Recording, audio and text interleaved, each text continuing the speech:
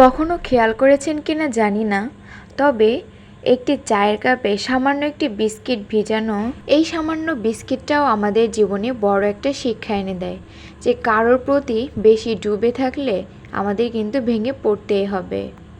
জীবনের বেশিরভাগ ক্ষেত্রে সবসময় চুপ থাকাটা কেন বেশি প্রয়োজন?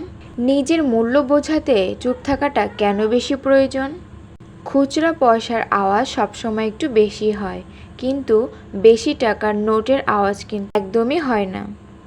এটা আমাদেরকে এমন একটা শিক্ষা দিয়ে যায় যে আমাদের নিজেদের মূল্য বোঝানোর জন্য সবসময় কথা বলার প্রয়োজন নেই, চুপ থাকাটা খুবই প্রয়োজন। চিৎকার চেঁচামেচি না করে চুপ করে থাকুন, এক সময় দেখবেন সময় আপনার হয়ে জবাবটা ঠিকই দিয়ে দিবে। এই পৃথিবীতে সবথেকে দামি জিনিসের মধ্যে একটি হচ্ছে আত্মসম্মান। এর থেকে মূল্যবান এই পৃথিবীতে খুব কম জিনিসই আছে। আর তাই কেউ যদি আপনাকে ছোট করে দেখে বা ছোট করে, অবশ্যই তাকে চিনে রাখুন আর তার থেকে দূরত্বটা বজায় রাখুন। কারণ ওই যে একটাই, যে প্রশ্রয় পেলে একই ভুল বারবার করবে। যাই হোক, আসসালামু আলাইকুম। অনেক কথা বলে ফেলেছি। কেমন আছেন সবাই? আশা করছি আল্লাহর রহমতে ভালো আছেন, সুস্থ আছেন। আলহামদুলিল্লাহ, আমরাও সবাই ভালো আছি। তো ভিডিওর শুরুতে অনেক একটু জ্ঞানীমূলক কথা বলে ফেললাম, কেউ কিছু মনে করবেন না প্লিজ। আর ভিডিওটা আমি সকাল থেকে শুরু করেছি। আমার মেয়ের জন্য আমি একটু খিচুড়ি রান্না করেছিলাম। তারপরেই তো সংসারের টুকিটাকি কাজ করছি, রান্নাঘরেরই কাজ। তো তেল ছিল না বয়ামে, তো তেলটা ঢেলে নিলাম। তারপরে একটু পেঁয়াজ মরিচ কেটে নিচ্ছি। এদিকে হচ্ছে ধুন্দল ভাজি করব, আর 4-5 মিশালে একটা সবজি রান্না করব ডাল দিয়ে। ডালটা ভালো করে ধুয়ে তারপরে প্রেসারে সিদ্ধ করতে দিয়ে দিয়েছি। পাশাপাশি সবজি কেটে নিয়েছি আর পেঁয়াজ মরিচ এই তো কেটে নিলাম। এখন আমি ধুন্দল ভাজির জন্য আগে পেঁয়াজ আর মরিচটা একটু ভেজে উঠিয়ে রাখবো। তারপরে একই তেলের ভিতরে আমি ধুন্দল ভাজিটা দিয়ে দিব। এই পর্যন্ত যারা যারা আমার ভিডিওটা দেখছেন, প্লিজ ভিডিওটিতে একটা লাইক দিবেন। ভিডিওটা কেমন লাগলো সেটা কমেন্টের মাধ্যমে জানিয়ে দিবেন। আর এরকম ভিডিও যদি আপনারা পছন্দ করেন, আরও দেখতে চান, তবে আমার চ্যানেলটা সাবস্ক্রাইব করে এই ছোট্ট বোনের পাশে থাকবেন। যারা যারা সাবস্ক্রাইব করেছেন তাদেরকে মন থেকে অনেক অনেক দোয়া এবং ভালোবাসা রইল। সবাই আমার পাশে থাকবেন, আমিও ইনশাআল্লাহ আপনাদের পাশে থাকব। এই তো ধুন্দলটা আমি দিয়ে দিয়েছি, আর এখানে লবণ হলুদ দিব। তারপরে নাড়াচাড়া করে এটাতে অনেক পরিমাণে পানি বের হয়, তো এই পানিটা টানাতে অনেক সময় লাগে, কিন্তু এই ভাজিটা খেতে খুবই মজা, আমার তো বেশ ভালো লাগে। এই ধুন্দল কুশি এইগুলা আমি বিয়ের আগে খেতাম না, আমার কাছে খুবই বিরক্ত লাগতো, বিচি বিচি কেমন একটা, তখন ভালো লাগতো না। তবে এখন কিন্তু আমি অনেক কিছুই খাই যেটা বিয়ের আগে খেতাম না। এই দেখুন অনেকটা পানি কিন্তু বের হয়ে আসছে, আর এখন আমি হালকা জালে পানিটা শুকিয়ে নিব। পানিটা যখন একদমই শুকিয়ে যাবে সে পর্যায়ে যে পেঁয়াজ আর মরিচটা ভেজে রেখেছি সেটা দিয়ে দিব। আর বাসায় হচ্ছে এখন সবাই আছে, তো যখন সবাই থাকে তখন একটু রান্নাবান্না বেশি করতে হয়। তো আজকের দুপুরে বেশি কিছু করছি না, দুটো ভাগই করব, আর রাত্রেবেলা একটু সবজি রান্না করব। 5 পদের সবজি নিয়েছি, আর সবজিটা কেটে সুন্দর করে ধুয়েও নিয়েছি। প্রেসার কুকারে হচ্ছে ডালটা দিয়েছিলাম, তো 2টা সিটি দিয়ে সিদ্ধ করে নিয়েছি।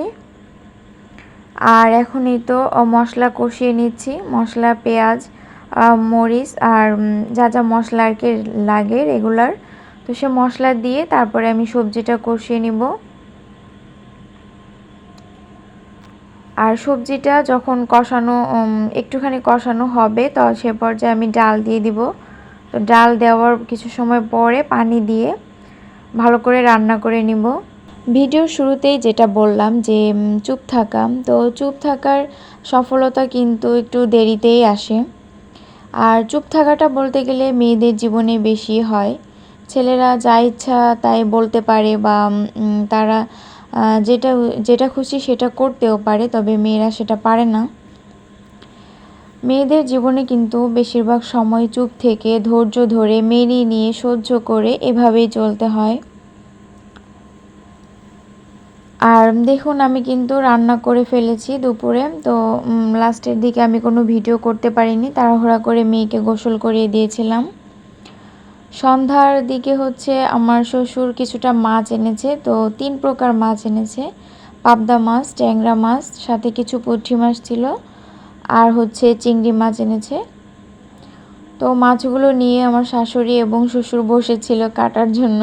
তো আমি বললাম যে উঠেন আপনারা, আমি বসছি, আমার মেয়েকে আপনারা নিয়ে খেলাধুলা করেন আর আমি মাছগুলো কেটে নিই। তো তারপরে আমার যাও কিন্তু আমরা দুজনে মিলে একসঙ্গেই কেটেছি।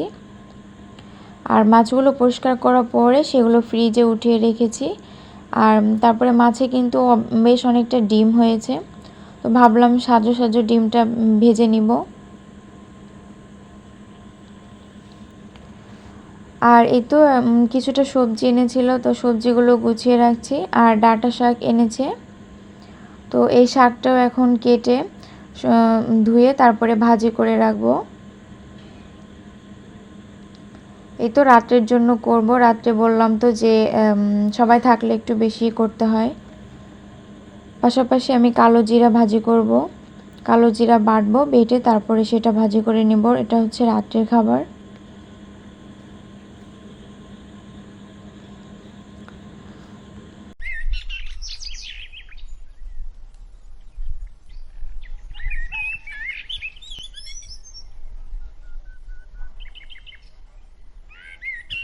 আর এই তো শাকটা কাটা হয়ে গিয়েছে, তারপরে আমি 4-5 বার ধুয়ে শাকটা এখন বসিয়ে দিয়েছি লবণ দিয়ে, কাঁচামরিচ দিয়ে। আর এই যে বললাম কালো জিরা ভর্তা করব, তার জন্য কালো জিরা বেটে নিব এখন পাটায় বেটে, সাথে কিছুটা পেঁয়াজ রসুন আর হচ্ছে শুকনা মরিচ দিয়েছি। কালো জিরাটা বাসার সবাই অনেক বেশি পছন্দ করে, আর আমার শাশুড়ি অনেক বেশি পছন্দ করে। এই তো মাছের ডিমগুলো এখন ভেজে নিব। আর মাছে হচ্ছে পাবদা মাছেও যেরকম ডিম হয়েছে, আর ট্যাংরা মাছ আমার মেয়ের জন্য হচ্ছে মূলত ভালোই ডিমগুলো রাখতে বলেছিল, তো সে খায় না। ওকে যেভাবেই ভেজে দিই না কেন ডিম ভাজাও খেতেই চায় না। ডিম যদি একটু সিদ্ধ করে দেই তবে সেক্ষেত্রে সাদা অংশটা খাবে, কুসুম খাবে না। আর এভাবে ভেজে দিলেও সেটা খেতে চায় না। আর এটা একটু লাল লাল মুচমুচে করে ভেজেছিলাম, তো এটা মুখে দিয়ে ফেলে দিয়েছিল, তো খেতে চায় নাই। আর এই মাছের ডিম, তারপরে রুই মাছের ডিম, এগুলো রুই মাছের ডিমটা হচ্ছে আমার কাছে বেশি ভালো লাগে। অনেকে শিং মাছের ডিম খায়, তো শিং মাছের ডিমটা আমার একদমই পছন্দ না। আর এই তো এখন কালো জিরাটা আমি পেঁয়াজ ভেজে তারপরে সবটা দিয়ে দিয়েছি, একটু জিরার গুঁড়া, হলুদ, লবণ সবই দিয়ে দিয়েছি। আর আমার আজকের ভিডিওটা এ পর্যন্ত। সবাই ভালো থাকবেন, সুস্থ থাকবেন, আমাদের সবার জন্য দোয়া করবেন। দেখা হবে পরবর্তী ভিডিওতে, সে পর্যন্ত সবাই ভালো থাকুন। আল্লাহ হাফেজ। আসসালামু আলাইকুম।